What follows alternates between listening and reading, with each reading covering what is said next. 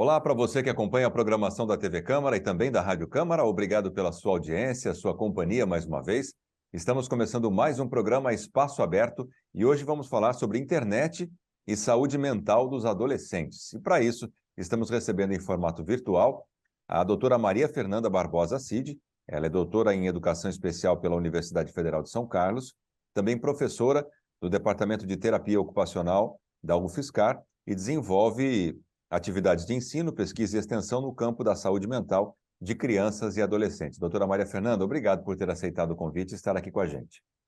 Eu que agradeço a possibilidade, né, de falar sobre esse assunto. Muito bem, é um assunto importante que mexe com muita gente, né? E quem tem adolescente em casa sabe como é conviver nesse período da vida, principalmente agora com essa mistura de tecnologia, em que a gente tem que estar muito atento, tomar muito cuidado. Mas antes da gente entrar propriamente dito nesse assunto, doutor, eu gostaria de saber, a senhora é terapeuta ocupacional, né? A terapia ocupacional, qual é a relação dessa atividade, dessa profissão, com a saúde mental dos adolescentes? Eu vou te responder isso, André, mas antes eu queria só acrescentar uma informaçãozinha na minha apresentação, que eu também sou mãe, né? Mãe de três e tenho dois adolescentes em casa, um adolescente e uma adolescente. Então também falo, né, a partir da minha experiência na maternidade aqui, né? Na realidade, né, que a gente vive. A terapia ocupacional, eu sou terapeuta ocupacional, né, formada pela UFSCar e hoje eu atuo como professora no curso de terapia ocupacional e no curso de pós-graduação também terapia ocupacional da UFSCar. A TO, né, a gente chama de TO, é uma profissão que atua junto a pessoas que apresentam diferentes dificuldades, demandas na vida, né? Que tem dificuldades no fazer cotidiano, na rotina de atividades, né, do dia a dia. E essas demandas, essas dificuldades podem variar muito, né? Elas podem ser desde uma demanda mais física, né, motora, em saúde mental, né, dificuldades cognitivas, dificuldades sociais. Então, o campo de atuação da terapia ocupacional ele é bastante amplo. E um deles é o campo, né, da saúde mental de crianças e adolescentes, né, no qual a terapia ocupacional pode atuar tanto da promoção à saúde mental, prevenção de agravos, até nos serviços que a gente chama de serviços estratégicos em saúde mental, né, os serviços especializados, que cuidam de pessoas também crianças, adolescentes em sofrimento psíquico, a partir né, de análise e avaliação das rotinas, do cotidiano, contribuindo para que as pessoas possam encontrar novas formas de ser, estar e de fazer no mundo.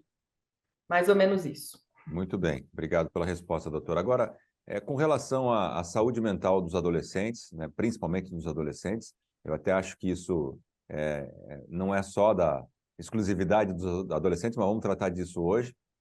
Existem realmente riscos do uso excessivo da internet pelos adolescentes? Hoje, praticamente todos os adolescentes têm um celular e estão conectados na web praticamente, se quiserem, 24 horas por dia. Esse excesso de contato com a internet, existe algum risco na sua avaliação? Quais seriam esses riscos, não só psicológicos, mas também motores, né? Existe essa questão de ficar com o celular, postura, tudo isso. Não sei se a TO engloba tudo isso, mas fala um Uhum. pouquinho para a gente sobre os riscos dessa interação de adolescente e internet. O uso excessivo, né, dos smartphones, da internet, dos aparelhos eletrônicos, né, das redes sociais, ele pode gerar consequências prejudiciais à saúde de todas as pessoas, sejam elas crianças, adolescentes, jovens e adultos, né? Nós adultos também estamos vivendo, né, as consequências desse uso excessivo, mesmo porque nós também intensificamos muito o uso, especialmente a partir da pandemia, né, da vivência da pandemia.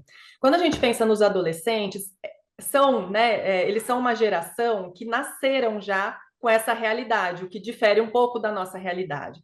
Então, os estudos, né, na área e o que a gente tem visto também na prática é uma novidade o que a gente tem observado, porque é uma geração que a gente tem observado agora quais podem ser as consequências desse uso, tanto consequências positivas quanto negativas, né? E quando a gente pensa no adolescente, que ainda é uma pessoa em desenvolvimento, eu acho que a gente não pode esquecer disso, né? Então, o desenvolvimento do cérebro adolescente, do corpo do adolescente, está em processo, né? Está em processo de transformação, de crescimento. Então, às vezes, a gente observa que o impacto pode ser maior, né? Tanto na questão motora mesmo que você mencionou, né? A gente já tem estudos hoje em dia apontando que a psicomotricidade, a forma como a criança e o adolescente agem, o correr, né? No correr, nas atividades físicas, a postura, né? Tem estudos indicando muitos problemas de coluna em crianças e adolescentes por conta de ficar muito tempo numa mesma posição, muito tempo sentado, muito tempo olhando para baixo, né?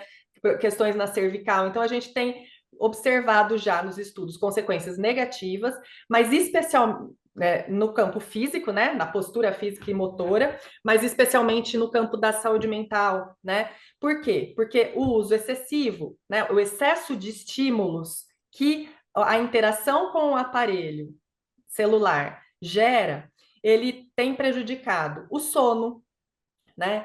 Tem gerado mais irritação, mais ansiedade, né, nos adolescentes, tem limitado as experiências sociais, tem limitado as experiências e o contato com diversas outras atividades, né, que poderiam também trazer crescimento e amadurecimento para essa geração, para essas pessoas, né? Então, por exemplo, esporte mesmo, lazer, arte, cultura, né? Embora eles tenham muito contato com tudo isso via tela, via internet, a vivência disso parece que tá menor, né? Está prejudicada. E isso tem gerado, né? A gente tem observado muitos estudos já indicando o aumento, né? O crescimento dos índices de problemas mesmo relacionados à saúde mental, como transtornos de ansiedade, depressão, dentre outros.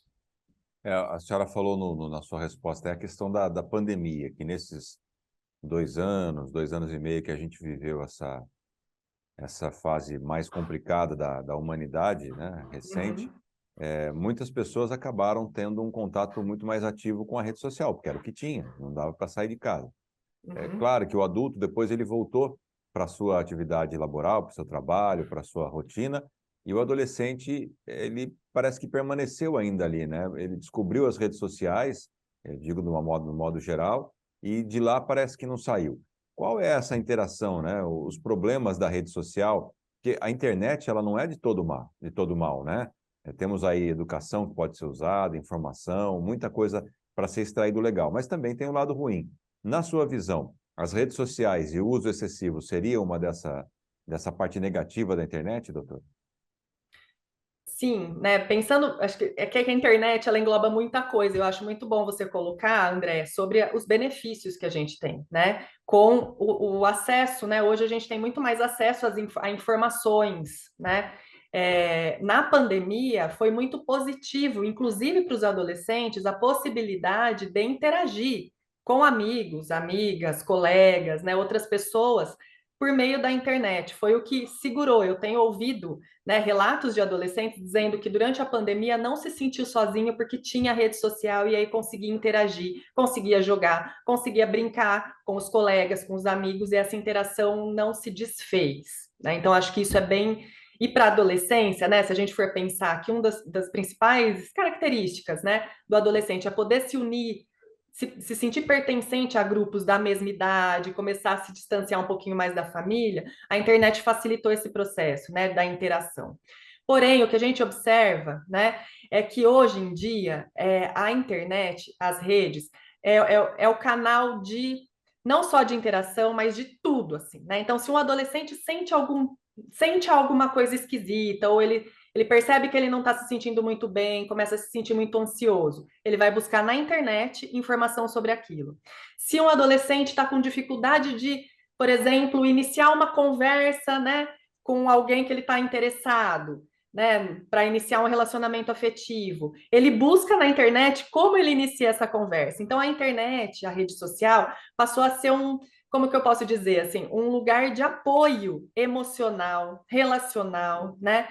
E aí, quando ele tem esse acesso muito liberado e ele tem essa possibilidade de ficar muito ele fica ali. Outra coisa que eu acho que isso eu acho que eu estou levantando aqui pontos para a gente pensar enquanto adultos, né? Para depois a gente poder falar também como que a gente pode fazer para amenizar um pouco essa situação. E aí ele pode, né, encontrar coisas positivas, mas também pode encontrar grupos que não trazem, né, informações ou caminhos muito positivos. Acho que isso é importante, né? Tem pesquisadores da área, teóricos da área, que também estão refletindo, que dizem que você deixar uma criança, um adolescente livremente usando a internet, com o celular na mão, é como se deixasse, né, a criança numa praça pública sozinha e depois volta e vê o que aconteceu, né? Então acho que isso é bem importante, porque ele pode sim ter contato com coisas, né, que levam para a saúde, né, para o bem-estar e também outras que podem levar para outras coisas. Um ponto bastante importante que a gente tem observado e que eu acho que vale a pena, né, colocar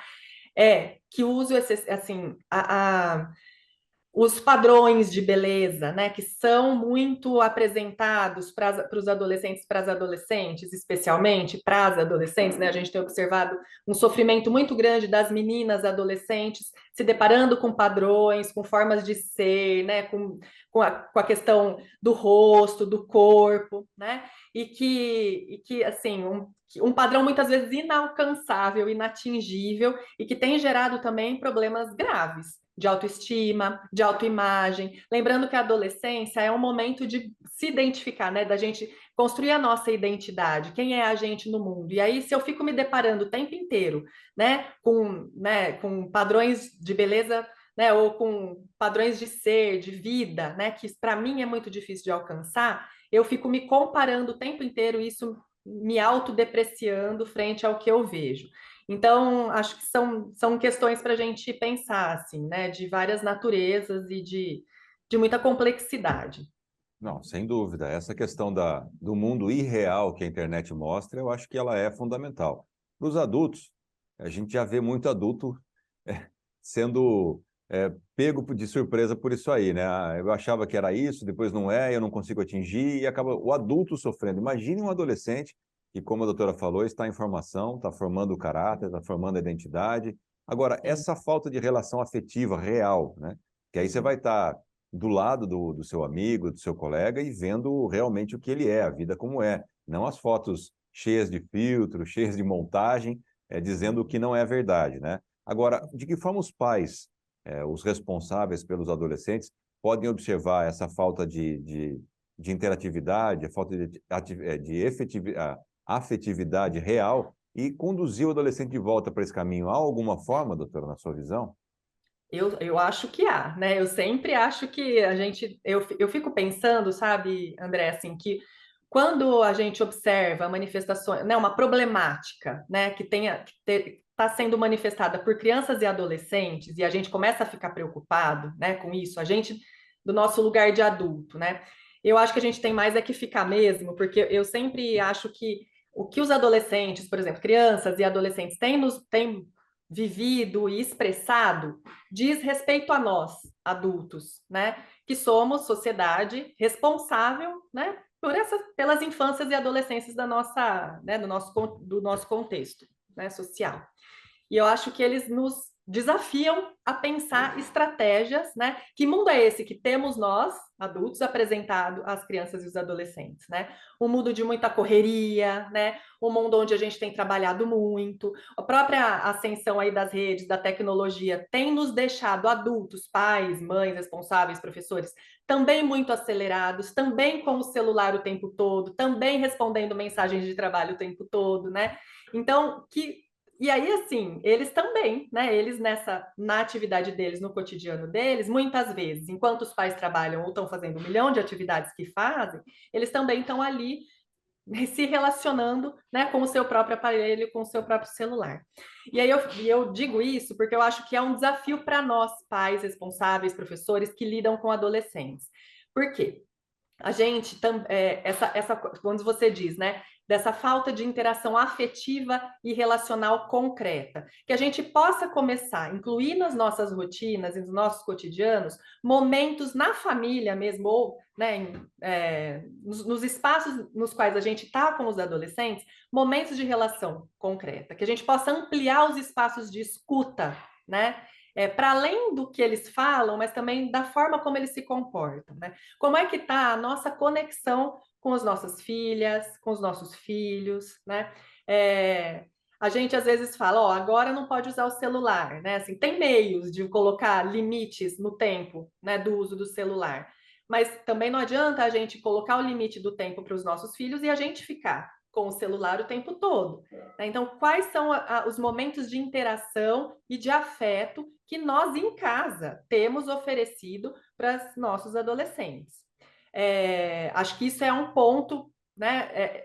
Pensando conexão, né? A gente está sempre conectado. Como que a gente pode reconectar concretamente e afetivamente com os nossos adolescentes e experienciar coisas na própria casa, né? Então, por exemplo, eu vou te dar acho que é voltar um pouco para o simples, né?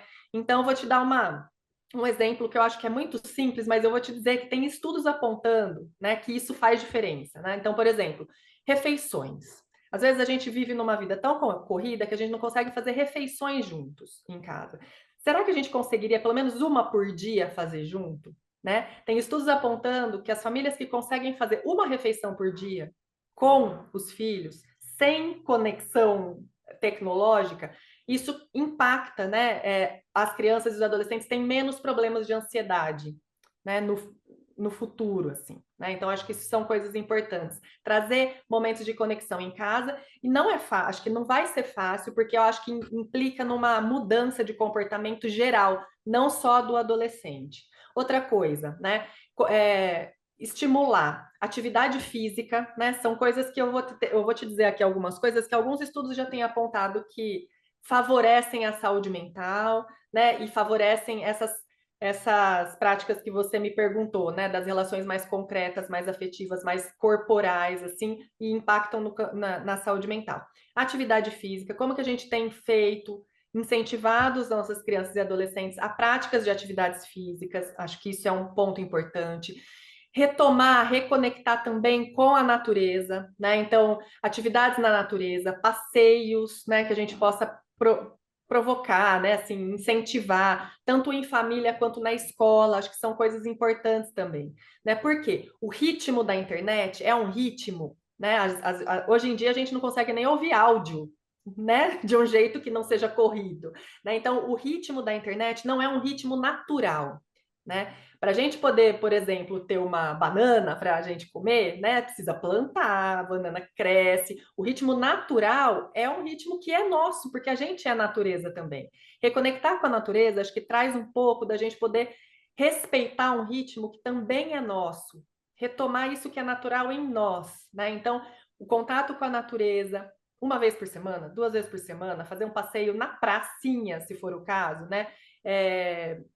Enfim, são coisas que podem ser implementadas nos espaços de circulação dos adolescentes, né? E incentivadas para que eles também possam viver, né? Outra coisa, eu falo com muitas famílias, né? A gente tem um contato com as famílias nas escolas e com professores. Incentivar atividades que eles possam trocar, colaborativas, né? Acompanhá-los nesse processo. Acho que são várias, né, possibilidades que a gente aumenta o repertório, né? Aumentar o repertório de atividades e relações dos adolescentes sem cair na ilusão de que nós vamos superar essa questão da internet, porque nós não vamos. Eu acho que a internet veio para ficar, as redes sociais vieram para ficar, né? A gente precisa agora pensar em estratégias para amenizar o impacto que isso pode ter mesmo no desenvolvimento e na saúde mental deles e nossa também.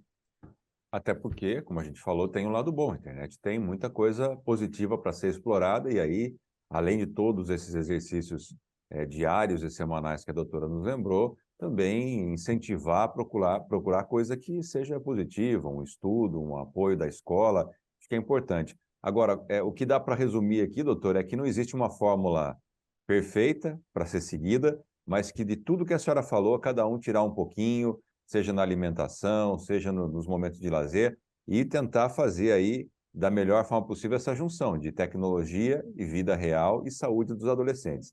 Eu quero agradecer muito a sua participação, acho que foi fantástica a sua colaboração, dando essas dicas, para que cada um possa tirar o melhor e fazer o que for necessário na sua família. Doutora, muito obrigado por ter aceitado o convite e ter dividido com a gente aqui a sua experiência. Eu que agradeço, espero poder ter contribuído um pouquinho. André, obrigada. Obrigado à doutora Maria Fernanda e a você que acompanhou essa entrevista pela sua audiência e até a próxima.